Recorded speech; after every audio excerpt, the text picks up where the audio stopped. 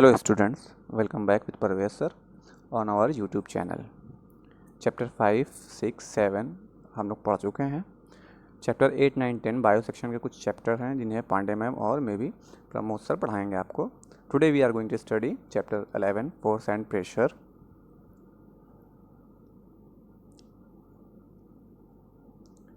In this chapter learning outcomes, force, a push or a pull, force are result of interactions, effects of force, type of force, exploring forces, pressure exerted by liquid, pressure exerted by gases, atmospheric pressure. इन चीज़ों के बारे में हम लोग पढ़ेंगे. Chapter का name he force and pressure है. तो सबसे पहले एक क्वेश्चन करना चाहूँगा आपसे. क्लास 7th में आप लोगों ने पढ़ा भी होगा कि अगर कोई ऑब्जेक्ट है वो मूव करता है, ठीक है, तो किस वजह से करता है, उसके मूव करने की वजह क्या होती है, ठीक है, उसके पीछे कौन सा रीज़न होता है. अगर कोई ऑब्जेक्ट है वो मूव करता है तो उसके पीछे कौन सा ऐसा रीज़न है जिसकी वजह से वो मूव कर रहा है. चलिए इस चैप्टर में हम ये सब पढ़ेंगे. प्रेशर क्या होता है, फोर्स क्या होता है, ये सब जानते हैं आज इस वीडियो के ज़रिए. फोर्स, अ पुश और pull. A force is either a push or a pull or both. Push is a force to move an object away from our body, while pull is applying a force to move an object towards our body. Kicking a ball, opening a door are some examples of force. देखिए force क्या है. Push की बात करें या पुल की बात करें, किसी चीज़ को खींचने की बात करें या धकेलने की बात करें, धक्का देने की बात करें, जो चीज़ जो धक्का दे रहा है, अगर कोई ऑब्जेक्ट है, कोई चीज़ है, उस पर हम पुश करते हैं या पुल करते हैं, ठीक है, कुछ भी करेंगे तो वो ऑब्जेक्ट क्या होगा, मूव करेगा, चाहे वो हमारी बॉडी की साइड करे चाहे हमारी बॉडी से दूर की साइड करे. पुश और पुल करने पे, पुश और पुल जो हम कर रहे हैं उसमें हो क्या रहा है, वो जो ऑब्जेक्ट है जिसे हम पुश कर रहे हैं या पुल कर रहे हैं वो हो क्या रहा है, या तो हमारे बॉडी के करीब आ रहा है या तो हमारी बॉडी से दूर जा रहा है.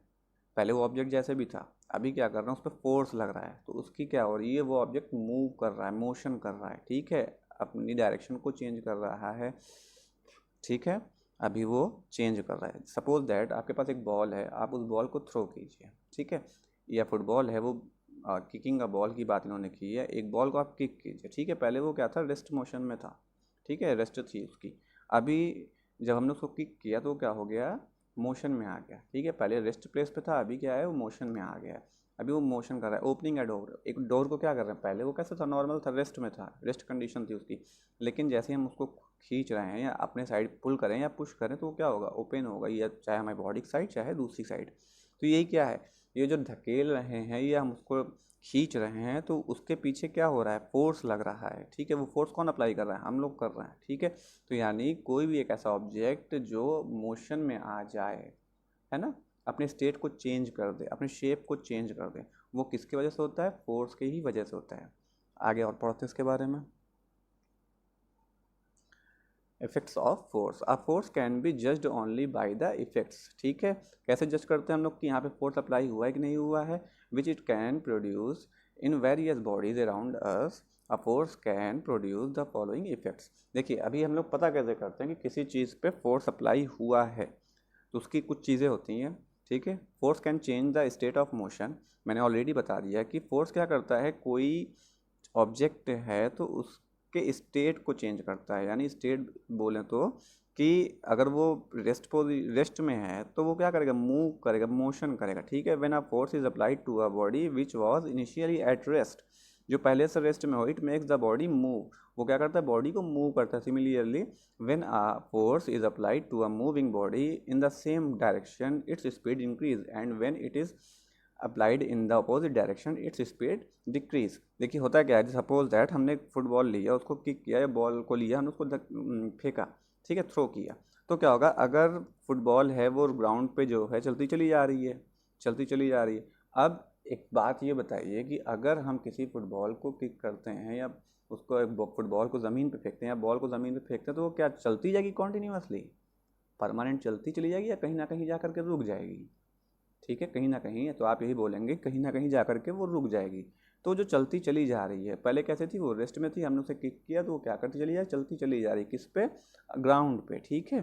तो ग्राउंड भी जो क्या कर रहा है, एक फोर्स लगा रहा है उस बॉल के ऊपर, ठीक है, एक फोर्स लगा रहा है, ग्राउंड भी उसको अपनी साइड, और एक फोर्स उसके बॉल के अपोजिट डायरेक्शन से लग रहा है। जैसे मैंने सामने फेंका है तो उसके अपोजिट साइड से एक फोर्स उस बॉल पे लगेगा, जिसे हम लोग क्या बोलते हैं, अपोजिट डायरेक्शन से एक फोर्स लगेगा जिसे हम लोग फ्रिक्शनल बोलते हैं। ठीक है, फ्रिक्शन फोर्स। ठीक है, अभी आगे हम उसके बारे में पढ़ेंगे। तो हम लोग क्या जवाब देंगे कि अगर हम किसी बॉल को थ्रो करते हैं तो कहीं ना कहीं जा करके फिर से रेस्ट पोजीशन में आ जाएगा, रेस्ट में होगा। ठीक है, कॉन्टीन्यूसली वो बॉल चलती नहीं चली जाएगी जब तक कि उसका मतलब जो हमने उसको धक्का दिया, जब तक कि उसकी पावर ज़्यादा रहेगी अपोजिट डायरेक्शन वाले फोर्स से। जब तक ये वाला फोर्स ज़्यादा है तब तक ये मूव करेगी, लेकिन जैसे ही अपोजिट डायरेक्शन वाला फोर्स और ये हमारे थ्रो करने वाला फोर्स बराबर होगा, वहाँ पे वो बॉल रेस्ट मोड में आ जाएगी। ठीक है, means force can change the state of motion. Next है force can change the shape of an object. Force क्या करती है, किसी ऑब्जेक्ट, कोई ऑब्जेक्ट समझ लीजिए आपके पास, ठीक है, हम लोग क्या करते हैं, जैसे सपोज दैट एक प्लास्टिक है, नॉर्मल प्लास्टिक है ना, उसे अगर हम लोग दबाते हैं, पुश करते हैं, जैसे कोई टॉय वगैरह है आपके पास, कोई गुड़िया वगैरह है, ठीक है, प्लास्टिक की, तो उसे क्या करेंगे, अगर आप उसे दबाएंगे तो उसके शेप में कुछ फ़र्क आता है, आएगा ना, ऑब्वियसली। बॉल है, बॉल कैसी होती है, उसकी शेप जो है गोली से होती है, सर्कुलर होती है, लेकिन जैसे ही हम उसको दबाएंगे तो सर्कल क्या होगा, थोड़ा सा बॉल जो है दबती है, उस वक्त अगर आप उसका शेप देखेंगे तो थोड़ा सा चेंज होगा। तो ये ऑब्वियसली आपको पता ही है पहले से कि अगर हम किसी चीज़ पे फोर्स को अप्लाई करते हैं तो वो force can change the shape of an object. Okay, types of force. Types of force, forces are, देखिए फोर्स दो टाइप के होते हैं, एक कॉन्टैक्ट फोर्स होता है, एक नॉन कॉन्टैक्ट फोर्स होता है। ठीक है, एक कॉन्टैक्ट होगा, एक नॉन कॉन्टैक्ट होगा। कॉन्टैक्ट मीन्स जो टच में आ जाए, नॉन कॉन्टैक्ट वो जो बिना टच किए ही फोर्स अप्लाई कर सके, कॉन्टैक्ट फोर्स वो जो टच में आने के बाद फोर्स अप्लाई करे। चलिए इसको थोड़ा डीपली देखते हैं।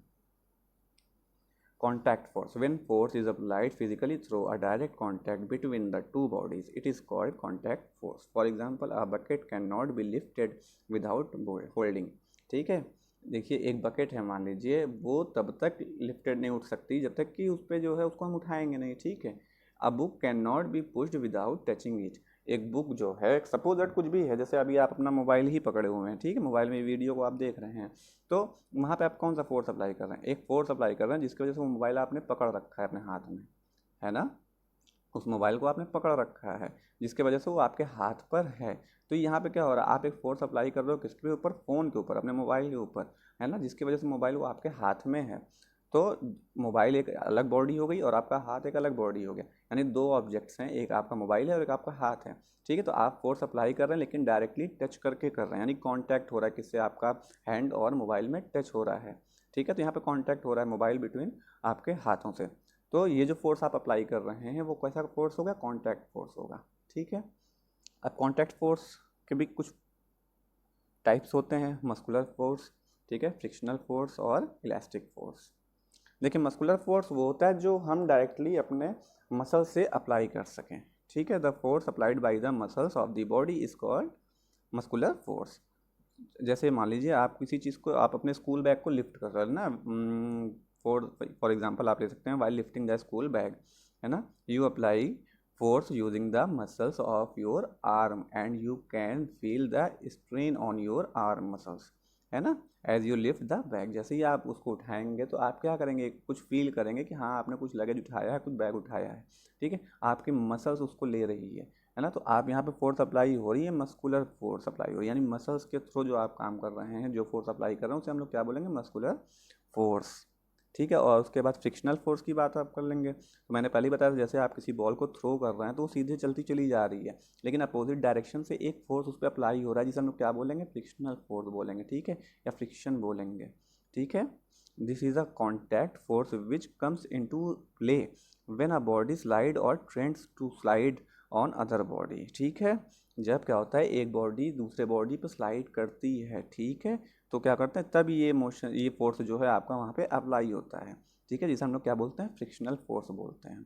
लास्ट में आपका इलास्टिक फोर्स है, व्हेन इसको क्या करेंगे, जैसे आपका रबड़ बैंड वगैरह होता है, ठीक है, या स्प्रिंग है, आप जब उसको स्ट्रेच करेंगे, ठीक है, या बेंड करेंगे तो क्या होगा, उसका शेप एंड साइज जो है चेंज होती है ना, the force which act in this case it called elastic force. जो आप रबड़ बैंड को और स्प्रिंग को जब आप स्ट्रेच कर रहे हैं तो क्या या बेंड कर रहे हैं तो क्या कर रहे हैं, वो शेप और साइज में चेंज हो रहा है। The force which act in this case is called elastic force normally. देखिए मस्कुलर फोर्स, इन्होंने वही चीज़ बता रखी है जो मैंने आपको ऑलरेडी पहले बता दिया है। जो मसल के थ्रू अप्लाई हो मस्कुलर फोर्स होंगी आपकी। फ्रिक्शनल फोर्स जो अपोजिट डायरेक्शन में होगी, जब स्लाइड करेगी कोई चीज़, ठीक है, किसी अनदर बॉडी पे, तो वहाँ पे क्या होगा, अपोजिट डायरेक्शन से एक फोर्स लगेगा जिसे हम लोग फ्रिक्शनल फोर्स बोलेंगे। इलास्टिक फोर्स मैंने आपको पहले बताया, रबड़ बैंड होगा या स्प्रिंग होगा, है ना, जब उसको स्ट्रेच करेंगे या बेंड करेंगे तो क्या होगा, उसके शेप एंड साइज में चेंज होगा। यही फोर्स आपका क्या होगा, this cases is called elastic force is now non contact force. देखिए यहाँ पे तीनों फोर्स कैसे थे जो हमने पहले पढ़े थे। मस्कुलर में भी आपके मसल्स के थ्रू जो है टच हो रहा था, वो पार्ट सेकंड बॉडी टच हो रही थी। फ्रिक्शनल में भी आपकी क्या हो रही है, सेकंड बॉडी टच हो रही है, ठीक है। और थर्ड में आपको इलास्टिक फोर्स में भी आप जो है क्या कर रहे हैं, उसको स्प्रिंग है या रबड़ बैंड है वो तभी तो स्ट्रेच होगा जब आप दोनों अपने हाथ से उसको करेंगे, है ना। तो यानी जो है दोनों बॉडी, यानी आपका जो स्प्रिंग है या जो रबड़ बैंड है और जो आपका हैंड है, वो क्या हो रहा है, आपस में कॉन्टैक्ट कर रहा है, ठीक है। अब नॉन कॉन्टैक्ट फोर्स, ठीक है। When force is applied without a direct physically contact between the objects, they are called non-contact force. For example, a magnet can attract iron nails from a distance. ठीक है, देखिए अभी हम लोगों ने क्या किया था, बात कॉन्टैक्ट फोर्स, यानी ऐसा फोर्स जहाँ पे दोनों ऑब्जेक्ट्स आपस में टच हों, ठीक है, और फोर्स अप्लाई हो, उसे हम लोग बोलेंगे मस्कुलर फोर्स, फ्रिक्शनल फोर्स और elastic force. But non contact force ऐसे फोर्स होते हैं जहाँ पे दोनों बॉडीज़ आपस में टच नहीं होती, लेकिन फिर भी वो एक दूसरे को अट्रैक्ट कर सकते हैं, कर लेते हैं, ठीक है। हमने उनको कुछ नहीं किया, दो बॉडीज़ हैं आपस में अट्रैक्ट कर गए ना, हमने कोई उनको उस पर जो है कोई भी फोर्स अप्लाई नहीं किया, लेकिन फिर भी वो दोनों ऑब्जेक्ट्स आपस में टच हो जाते हैं, ठीक है। तो वहाँ पे कौन सी फोर्स अप्लाई हो रहा है, नॉन कॉन्टैक्ट फोर्स, ठीक है। वहाँ कॉन्टैक्ट नहीं ना दोनों बॉडी में, लेकिन फिर भी वो एक दूसरे को अट्रैक्ट करते हैं, तो उसे हम लोग क्या बोलेंगे, नॉन कॉन्टैक्ट फोर्स बोलेंगे। There are 4 types of non contact force: magnetic force, gravitational force, electrostatic force, nuclear force. Magnetic force वो फोर्स होता है, देखिए क्लास 7th में मैंने आपको बताया था, शायद आई थिंक साइक्लोन में चैप्टर में हम लोगों ने पढ़ा था ऐसा कुछ, पता नहीं। The force of interaction which exist between two magnetic poles is called magnetic force. यानी ऐसा फोर्स, देखिए जो कोई मैग्नेट होता है, आप लोगों ने बचपन में भी खेला होगा, अभी आपका बचपन ही चल रहा है, तो आप लोगों ने मैग्नेट से खेला होगा, मैग्नेट टॉयज वगैरह आपके पास होंगे, तो आप क्या कर देखते होंगे कि अगर कोई मैग्नेट है, ठीक है, तो मैग्नेट अपने चारों साइड में, ठीक है, अपने चारों साइड में क्या करता है, एक मैग्नेटिक फील्ड जनरेट करता है, ठीक है। अब उस मैग्नेटिक फील्ड में अगर कोई ऐसी चीज़ आती है जिसे वो मैग्नेट अपने साइड अट्रैक्ट कर सकता है, जैसे इन्होंने आयरन नेल्स की बात कर रखी है, कि अगर वो आयरन नेल्स जो है उस मैग्नेटिक फील्ड में आएगा तो मैग्नेट क्या करेगा, उसे अट्रैक्ट कर लेगा। यहाँ पे क्या हो रहा है, आयरन नेल जो है वो थोड़ी दूर पे, डिस्टेंस पे, लेकिन जैसे ही वो मैग्नेटिक फील्ड में आती है, यानी वहाँ पे कोई उस नेल को किसी ने धक्के नहीं दिया, ठीक है ना, किसी ने पुश किया ना पुल किया, मैग्नेट ने अब खुद ही जो है उसको क्या कर लिया, पुल कर लिया, खींच लिया अपने साइड। तो ये मैग्नेटिक फील्ड जो है उसमें जैसे ही उस एरिया में कोई आयरन की चीज़ या कोई ऐसी चीज़ जिसको मैग्नेट अट्रैक्ट कर सके आएगा, तो वो तुरंत ही क्या होगा, मैग्नेट से चिपक जाएगा। यही क्या होगा, आपका मैग्नेटिक फोर्स होगा, ठीक है। समझ में आ गई शायद बात। दिस फोर्स में भी अट्रैक्टिव और रिपल्सिव। देखिए इसमें दोनों चीज़ें हो सकती हैं। यहाँ मैग्नेटिक फोर्स में क्या होता है कि अगर सेम पोल्स हैं तो क्या करेंगे, दे विल, अनलाइक पोल्स अगर जैसे ही होंगे तो वो क्या करेंगे, एक दूसरे को अट्रैक्ट करेंगे, लेकिन जैसे ही लाइक आ जाएंगे, लाइक पोल्स दोनों साइड में आ जाएंगे तो वो क्या करेंगे, they will repel each other, ठीक है। वहाँ पे क्या होगा, वो रिपेल करेंगे एक दूसरे को। लेकिन जैसे ही जो है अनलाइक आएंगे, अनलाइक पोल्स एक दूसरे साइड आएंगे तो वो क्या करेंगे, they will attract each other. Gravitational force की बात करते हैं। ग्रेविटेशनल फोर्स कौन सा है, जो जैसे कोई भी चीज़ें हैं जो अर्थ अपनी साइड खींचे। The force of interaction which exist between two particles due to their masses is called gravitational forces. This is the force which binds the entire universe and is not restricted to objects lying on the earth and give rise to what we commonly call the weight of an object, ठीक है। यानी जो हमारे ऊपर अर्थ के side से जो force लग रहा है, पता ही आपको ग्रेविटी होती है, वही फोर्स जो है वो क्या बोलेंगे, उसको हम लोग ग्रेविटेशनल फोर्स बोलेंगे, जिसके वजह से ट्रीज़ वगैरह के जो फ्रूट्स होंगे या लीव्स होंगे वो डायरेक्ट कहाँ गिरते हैं, ज़मीन पे ही गिरते हैं, ठीक है। वो किसकी वजह से गिरते हैं, वो उड़ भी सकते हैं, ऊपर साइड में भी जा सकते हैं, लेकिन नहीं जाते हैं ना, वो अर्थ पे ही आते हैं। तो अर्थ उन पर किसका फोर्स अप्लाई हो रहा है, ग्रेविटी का, ठीक है, उसी फोर्स को हम लोग क्या बोलेंगे, ग्रेविटेशनल फोर्स बोलेंगे। This force is always attractive in nature and extends to infinity, ठीक है। It is a very weak force, it becomes, देखिए बहुत ही वीक होता है ये फोर्स, ठीक है। इस पर कुछ बहुत ज़्यादा फोर्स नहीं लगाती है पृथ्वी अपनी तरफ, ठीक है, अर्थ अपने साइड बहुत ज़्यादा नहीं खींचती है, लेकिन इस फोर्स को ही साइंटिस्टों ने क्या नाम दिया है, ग्रेविटेशनल फोर्स नाम दिया है। थर्ड आपका आता है इलेक्ट्रोस्टैटिक्स। इलेक्ट्रोस्टैटिक्स में क्या होता है, देखिए actually the force of interaction which exist between two charges, ठीक है, is called electrostatics force. Suppose that आपको एक एग्जांपल दे रहे हैं, मान लीजिए आपने प्लास्टिक के एक स्केल लिया आपने बड़ी सी, उसको आपने दो पार्ट में तोड़ दिया, ठीक है। तोड़ने के बाद जब आपने उसको ब्रेक कर दिया तो सपोज दैट आपने एक को जो है टेबल पे किसी उस पर जो है होल्ड कर दिया, टांग दिया, ठीक है। जैसे ही आपने उसको जो है एक टेबल पे टांग दिया और दूसरी जो प्लास्टिक की आपकी स्केल है उसको आपने क्या किया, रब किया, किसके साथ, वुलन क्लॉथ के साथ, या तो हाँ वुलन क्लॉथ के साथ उसने उसको रगड़ करके, या पेपर के साथ उसमें आपने उसमें क्या किया, उसको जब आपने रब किया, रब करने के बाद वहाँ पे क्या होता है, मैंने क्लास 7th में बताया था, चार्ज होते हैं, ठीक है। वो जो ऑब्जेक्ट है प्लास्टिक वाला, एक जो स्केल है जो आपके हाथ में, जिसको आपने वुलन क्लॉथ पे रब किया है या पेपर पे रब किया है, वो क्या हो गया, चार्ज हो गया। जो पहले वाला जिसमें आपने तोड़ा था, दो टुकड़े थे, जिसको आपने टांग रखा है, वो क्या है, अनचार्ज है। जैसे ही ये चार्ज जो वाला जो है वहाँ पे जाएगा तो वो दूसरी वाली स्केल को क्या करेगा, अपनी तरफ खींच लेगा, ठीक है, अट्रैक्ट करेगा, क्योंकि हमने क्या बताया था कि अनलाइक चार्जेस जो होंगे वो they will attract each other, ठीक है, और like charges will repel each other, ठीक है, वो क्या करेंगे, रिपेल करेंगे। अगर लाइक चार्जेस हैं, सेम चार्जेस दोनों पे हैं तो, लेकिन अगर दोनों पे अलग अलग चार्जेस हैं तो क्या करेंगे, अपने आप को एक दूसरे को खींचेंगे अपने साइड। तो ये जो खींच रहे हैं ये किसकी वजह से हो रहा है, वहाँ पे जो फोर्स अप्लाई हो रहा है उसी को हम लोग क्या बोलेंगे, इलेक्ट्रोस्टैटिक फोर्स बोलेंगे। लास्ट आपका न्यूक्लियर फोर्स, ठीक है। Every matter is made up of very small particles which are called atoms. The central part of atom is called nucleus. Nuclear force acts among the nucleus. They are very strong non-contact forces which hold the particle together. देखिए पता ही है आप सबको कि जितने भी matters होते हैं वो किससे बने होते हैं, एटम से बने होते हैं। एटम का जो सेंट्रल पार्ट होता है, जो सेंटर में होता है, उसे हम लोग क्या बोलते हैं, न्यूक्लियस बोलते हैं, ठीक है। तो जो न्यूक्लियस है, जो बीच वाला पार्ट है, वो क्या कर रहा है, अपने सारे पार्टिकल्स को अपनी ओर अट्रैक्ट कर रहा है, ठीक है, अट्रैक्ट कर रहा है ना, इसी को हम लोग क्या बोलेंगे, न्यूक्लियर फोर्स बोलते हैं, ठीक।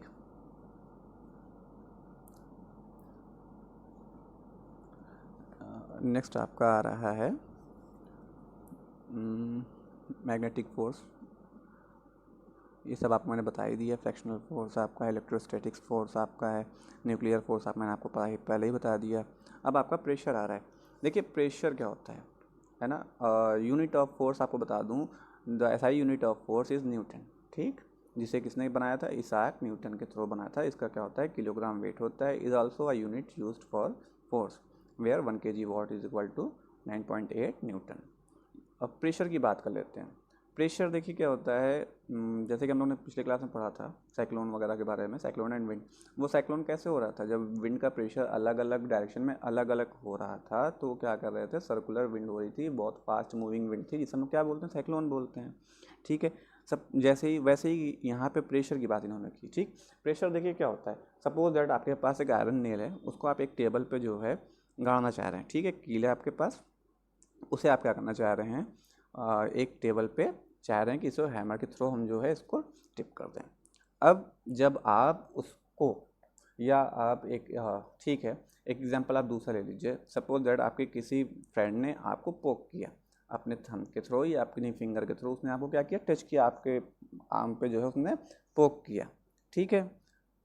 और उसके बाद आपको पता नहीं उससे क्या दुश्मनी थी या जो भी था, आपने क्या किया, एक सिरिंज लिया, सिरिंज लेने के बाद आपने जस्ट उतने ही फोर्स के साथ, जितनी फोर्स से उसने आपको पोक किया था उतने ही फोर्स के साथ आपने उस सिरिंज से उसे पोक किया, ठीक है। उसने फिंगर से किया था, आपने किससे किया, सिरिंज से किया। फोर्स सेम है, लेकिन यहाँ पे जो सिरिंज होगी वो क्या होगी, वो उस लड़के के, आपके दोस्त के आर्म में घुस जाएगी, ठीक है। प्रेशर सेम है, मतलब फोर्स सेम है, लेकिन यहाँ पे क्या हो रहा है, वो अंदर घुस जा रही है, जबकि उसकी फिंगर जिसने आपको पोक किया था वो तो अंदर नहीं घुसी, लेकिन सिरिंज क्या हो रही है, अंदर घुस जा रही। सपोज एक और एग्जांपल ले लीजिए, वही टेबल वाला।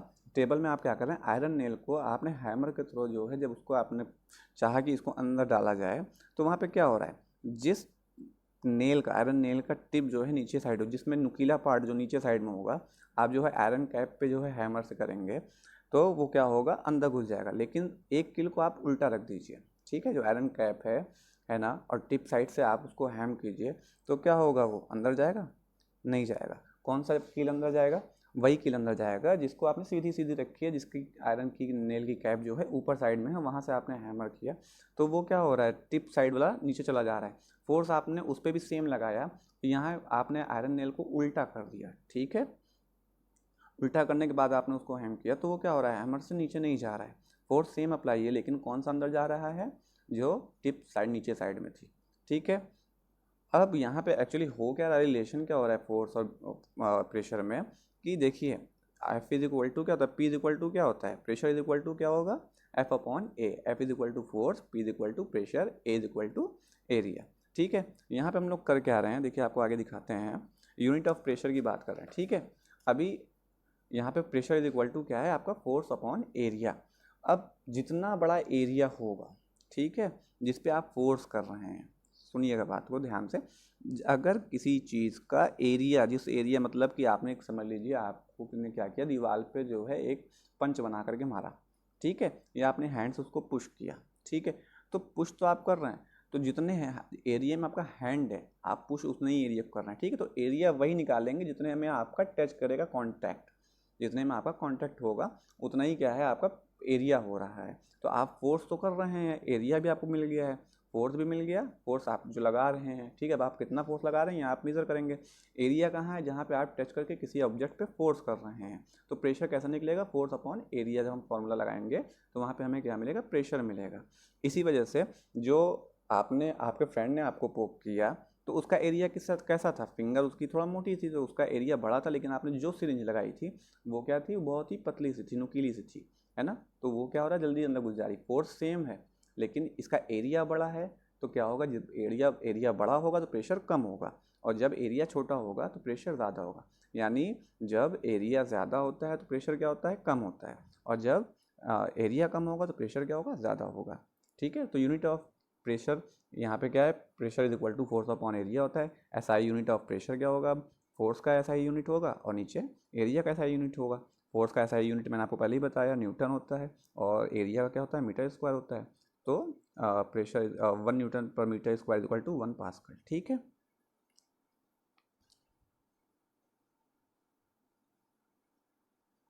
अब प्रेशर एक्सर्टेड बाय लिक्विड, आप लोगों ने क्या किया होगा, होली वगैरह में आप लोगों ने जाहिर सी बात है पिचकारी से क्या किया होगा, बैलून वगैरह को फुलाया होगा, ठीक है, पानी डाला होगा, उसमें रंग डाला होगा। तो वहाँ क्या करते हैं आप लोग देखेंगे, अभी आप किसी चीज़ को ले लीजिए, एक क्या कहते हैं, पिचकारी ले लीजिए, ठीक है। अब उसमें आगे साइड में क्या करिए, एक बैलून को जो है लगा दीजिए, या रबड़ का कोई और चीज़ हो उसको आप लगा सकते हैं, वहाँ पर बेंड कर सकते हैं। और उसके बाद आप उसको जो है, जब आप पिचकारी में ज़्यादा पानी होगा, ज़्यादा कलर होगा, तो क्या देखेंगे आप कि वो बैलून जल्दी फूलता है ना, जल्दी भर जाएगा। लेकिन अगर उसी में पानी कम होगा, और रंग जो आपने डाल रखा है पिचकारी में, अगर वो रंग कम है तो आपको ज़्यादा प्रेशर लगाना पड़ता है ना। चलिए अब यहाँ पे देखते हैं प्रेशर क्या करता है, एक्सर्टेड बाय लिक्विड। लिक्विड क्या कर रहा है, जब आप उस पर लगा रहे हैं पिचकारी से, आप जो है उस बलून को भरना चाह रहे हैं कलर से, तो वहाँ क्या कर रहे हैं आप, दबा रहे हैं, प्रेशर कर रहे हैं। तो वो देखते हैं आप कि पानी जो है किस में चला जाता है, बैलून में चला जाता है, और बैलून फूल जाता है। फूलता है ना, तो ये किसके थ्रू हो रहा है, लिक्विड जो है एक प्रेशर एक्सर्ट कर रहा है किसके ऊपर, बैलून के अंदर, जिसकी वजह से बैलून फूल हो रहा है, फुग्गा जो है फूल जाता है, और पानी उसके अंदर, रंग उसके अंदर चला जाता है। तो वहाँ पे क्या कर रहा है, लिक्विड एक क्या कर रहा है, प्रेशर कर रहा है किसके ऊपर, बैलून के ऊपर, ठीक है, और वाटर के ऊपर। और वाटर कहाँ जा रहा है, अंदर जा रहा है। तो ये लिक्विड क्या कर रहा है, प्रेशर एक्सर्ट कर रहा है, ठीक है। इसी तरीके से सेम आपका जो है गैस भी होती है। आप क्या कर रहे हैं, मान लीजिए लिक्विड का एक एग्जांपल आप और ले सकते हैं, कि जैसे मान लीजिए आपने एक बोतल लिया, ठीक है, वाटर बोतल है, उसको में आपने एक होल कर दिया, ठीक है। आपने जब जैसे ही होल किया तो वाटर क्या करेगा, उस बोतल से बाहर आएगा, उस होल के थ्रू आ रहा है ना। तो जाहिर सी बात है वाटर जो है अपने चारों साइड में, उस बोतल के जितनी वॉल हैं, बोतल के अंदर साइड, इन साइड से क्या कर रहा है, वो प्रेशर एक्सर्ट कर रहा है, ठीक है, किसके ऊपर, वाटर जो है बोतल के वॉल के ऊपर, ठीक है, प्रेशर एक्सर्ट कर रहा है। तभी जैसे ही आपने होल किया तो वाटर बाहर आ रहा है ना। क्यों बाहर आ रहा है, क्योंकि वहाँ पे प्रेशर हो रहा है। और सपोज दैट आपने चारों साइड में, चारों डायरेक्शन में बोतल के सेम होल कर दिए एक ही लेंथ पे, ठीक है, सेम डायरेक्शन में। सेम डायरेक्शन में कीजिए या अपोजिट डायरेक्शन में आपने 4 होल कर दिए, लेकिन बॉटल के एकदम सेम और सेम हाइट पे करेंगे, ठीक है। तो आप देखेंगे क्या कि उस चारों होल से पानी बाहर आएगा और सेम डिस्टेंस पे वो पानी गिरेगा, ठीक है, सेम प्रेशर से सेम डिस्टेंस पे वो वाटर गिरेंगे चारों होल से, ठीक है। तो वहाँ क्या हो रहा है, इसका मतलब कि जो लिक्विड है वो पानी में बॉटल के अंदर बॉटल के वॉल के ऊपर प्रेशर कर रहा है, ठीक है। और जैसे ही आपने होल्ड किया तो प्रेशर के थ्रू वाटर बाहर आ रहा है, तो यहाँ पे क्या हो रहा है, प्रेशर एक्सर्टेड बाय लिक्विड्स, ठीक है। अब इसी तरीके से आप समझ लीजिए pressure exerted by gases. Gases कैसे प्रेशर करेंगी, अब सोचने वाली बात है। आप लोगों ने गुब्बारे को फुलाया है, ठीक है ना, बिल्कुल फुलाया है। आपको पता है वार्म एयर जो होगी वो क्या करेगी, एक्सपैंड करती है, ठीक है, हीट होने पे एयर जो होती है एक्सपैंड करती है किस पे, हीट होने पे। आप लोग क्या करिए, जैसे आपने वाटर भरा था, रंग भरा था, कलर भरा था फुग्गे में, वैसे ही आप एक पिचकारी से आप एयर भी तो उसमें भर सकते हैं ना। जैसे हम लोग सपोज दैट साइकिल वगैरह की टायर्स वगैरह में हम लोग क्या करते हैं, एयर भरते हैं ना। कैसे भरते हैं, एयर ही तो जाती है उसके अंदर, हवा भरनी होती है। तो एयर क्या कर रही है, जब वो एयर अंदर जाती है तो वो क्या होता है, टायर्स जो होते हैं वो फूल जाते हैं ना। टायर्स के ट्यूब क्या होते हैं, फूलते हैं कि नहीं फूलते हैं। तो किसके वजह से हो रहा है, गैसेस के एक्सर्टेड पे हो रहा है। किसका प्रेशर जो हो रहा है गैस का किस एक्सर्ट हो रहा है, ठीक है। इसी तरीके से आप लोग गुब्बारे को, बैलून को भी जब फुलाते हैं तो वहाँ पे क्या हो रहा है, प्रेशर कर रहा है कौन, गैस कर रही है किसके ऊपर, आपके फुग्गे के ऊपर, ठीक है। प्रेशर एक्सर्टेड बाई गैस, ये चीज़ है। अब इसके बाद एटमॉस्फेरिक प्रेशर की बात करते हैं। एटमॉस्फेरिक प्रेशर इज़ नथिंग, है ना, हम लोग को पहले ही पता है एक ब्लैंकेट है किसके सराउंड अर्थ, जो एक ब्लैंकेट है था, ठीक है। The surface of the earth is surrounded by an envelope of air called atmosphere, ठीक है। हम सबको पता है कि हमारे चारों तरफ जो है एक ब्लैंकेट है किसका, एयर का, वही क्या गैसेस का, वही क्या है, एटमॉस्फेयर है, ठीक है। अब अगर आप बैठे हैं वहाँ पर, है ना, या हम यहाँ पे बैठे हैं, तो क्या हो रहा है, हमारे ऊपर भी प्रेशर चारों साइड से हो रहा है, ठीक है। प्रेशर तो ऊपर ही से होगा, है ना। तो जो गैसेज जो एयर है वो प्रेशर लगा रहे हैं, लेकिन हम फिर भी बैठे हुए हैं क्योंकि हमारी बॉडी उसके जस्ट अपोजिट उतना ही प्रेशर लगा रही है, ठीक है। जो गैस का या जो एयर का प्रेशर हमारे ऊपर लग रहा है, हमारे हमारे हेड के ऊपर लग रहा है या आपके हेड के ऊपर लग रहा है, जस्ट उसी के अपोजिट उतना ही प्रेशर हमारी बॉडी भी लगाती है, जिसे हम लोग क्या बोलेंगे, एटमॉस्फेरिक प्रेशर बोलेंगे, ठीक है। यही है एटमॉस्फेरिक प्रेशर और नथिंग। बाकी कोई डाउट होता है तो आप जो है कमेंट बॉक्स में कमेंट कर सकते हैं। तब तक मिलते हैं फिर नेक्स्ट वीडियो में, तब तक के लिए बाय बाय, टेक केयर।